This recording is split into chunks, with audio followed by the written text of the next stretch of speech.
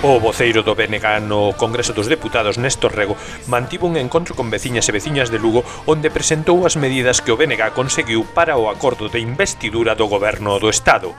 No encontro estivo acompañado pola parlamentaria do BNG, Olalla Rodil, e polo tenente de alcalde de Lugo, Rubén Arroxo. Néstor Rego aproveitou para denunciar a actual situación do transporte ferroviario en Lugo. O BNG entende que é necesario mellorar e modernizar toda a rede ferroviaria galega para empezar por mellorar aquelas vías que comunican cidades, particularmente a conexión de Lugo coa Coruña, a conexión tamén de Lugo con Ourense, a electrificación desta vía.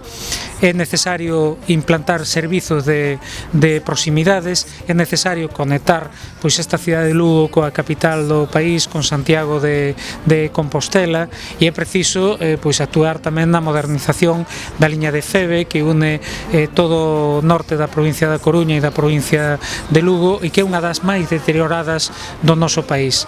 Moitos destes compromisos están incorporados ao acordo de goberno que o BNG asinou para a investidura de Pedro Sánchez. Iso implica que ten que haber nos próximos orzamentos as partidas necesarias suficientes para empezar a actuar nesta dirección.